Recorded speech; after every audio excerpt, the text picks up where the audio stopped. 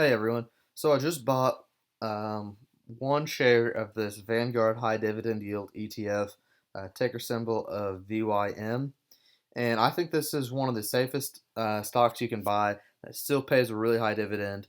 You can let's go ahead and look here at their 5-year chart. Um, Up 12.04% in the past 5 years.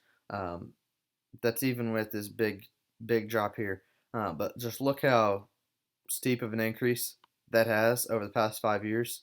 And let me come back here. It's up almost 20 or 19.5% in the past 3 months, which I think is a lot, but it's still down 10.5% from 1 year ago. So it's still undervalued quite a bit compared to where it was before coronavirus. Which a lot of the stocks, I know Apple, they're hitting their all-time highs and they're back up to where they were before coronavirus. So it's kind of hard to find those undervalued stocks that are still available. Scroll down here.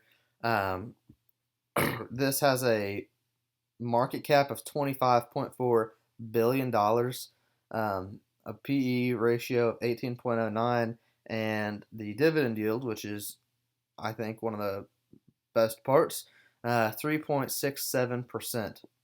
So you see, I bought it down here at 78.30 just a few minutes ago, actually. It's at 78.47.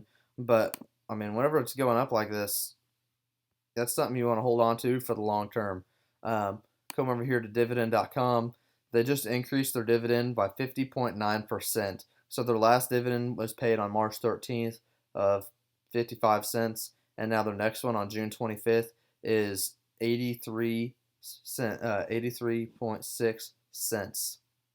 That's pretty good quarterly dividend. It's got a dividend yield of 4.21%, which is really good, especially for an ETF like this.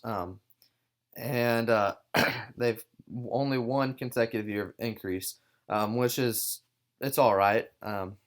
Not anything spectacular. But come over here to this ETF.com, which I was also looking at, and you can just see how diversified their holdings are. Um, so if one of these companies cuts their dividend due to a worldwide pandemic, that doesn't mean they all will. I know Johnson Johnson right here, they actually upped their dividend, where I'm sure several of their holdings cut their dividend. So it kind of evens out. Um, Click view all their holdings. But like Johnson and Johnson, their biggest holding only takes up 4.3% of their holding allocation. So they've got a lot of different companies. So they're very well diversified. Johnson and Johnson, J.P. Morgan Chase, Procter and Gamble, Intel, Verizon, AT&T, Pfizer, Merck, Cisco, ExxonMobil, PepsiCo, Coke, Chevron, Walmart, AbbVie. See, these are all huge companies that we all know, we're all familiar with, and we all want to invest in, but we might just not have the money to invest in individual stocks in all these companies.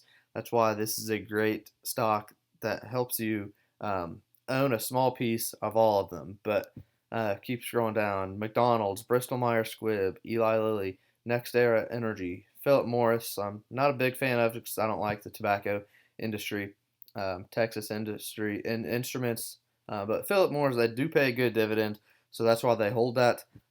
It's just I have had bad experiences with tobacco with family members and stuff, so I don't really like supporting Philip Morris or Altria, which they also hold. But I can understand. That's just a personal preference. There's a lot of other people that would gladly hold Philip Morris that um, they do pay good dividends, so it's hard to argue with that. That's just personal preference of mine. But Broadcom, TI, IBM, Citigroup, Gilead, Wells Fargo, Lockheed Martin, Qualcomm, 3M, CVS, BlackRock, that's a big one there. Um, Altria, Dominion Energy, UPS, CME, Caterpillar, Duke, Colgate Palmolive. That's a good blue chip company. A lot of the ones up at the top are they're your good blue chip companies. Um,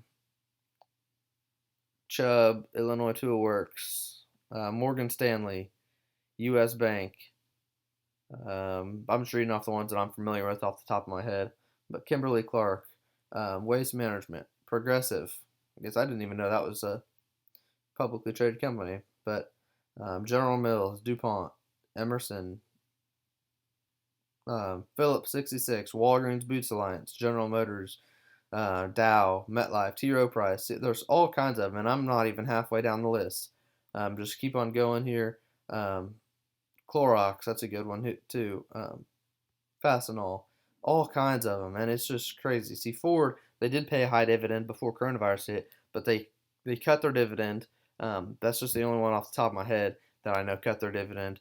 But so even though Ford cut their dividend, Procter and Gamble and J&J, they upped their dividend, so that counteracts the balance there. So that's what's good about holding a whole bunch of different stocks, is that when something like that happens, or when some go up, others will go down, and vice versa. So you always want to be diversified in your holdings, just so that you don't have to deal with some of the repercussions of maybe a bad decision, bad acquisition, anything like that. You never know what's going to happen, but here they're still going down. U.S. dollar, so I guess that's be just cash that they own, or that they're holding, I guess. Um, I don't know why some of them are black. I mean, these are obviously links that you could click on, but um, Carnival right there. Um, that's been in the news, obviously, for the past 3 months or so, but still going down, just over halfway. See how they own just, and 0.04% of their holding allocation is still probably millions and millions of dollars. Um, so I can't even imagine how much that I. That's kind of cool to think about how many. They could own millions of shares of these, and in my entire life, I'll probably never have a million shares of anything. It's just crazy to think about how much money they've pooled together. They're even in treasury bills, so that not all stocks. They're also in um, securities like that, um, which is pretty cool. Just to see how they're diversified even more outside of stocks. But um, man, this is just crazy. How many companies they have. There we go. That's the bottom of the list. But look, their top 10 holdings only make up not even, well, just over 25% of their overall portfolio. But yep, just filling you guys in. Bought this one share. I do love the 5-year graph. I've always kind of wanted to have a Vanguard fund, because they do have such low expense ratios. This one does have an expense ratio of 0.06, right there, which is really good. And with this growth, that dividend yield, the low expense ratio, and the diversification that you get when holding this, coupled with the fact that it's still undervalued 10% from a year ago, I think this is a really good buy, and I was happy to make this. Hopefully, I'll be buying some more, and put my options premiums into these, into VYM. Uh, Hopefully, that'll be my plan. Just save up my money and slowly building up my holdings of VYM, um, and watch my money grow. So thank you for watching, and please subscribe.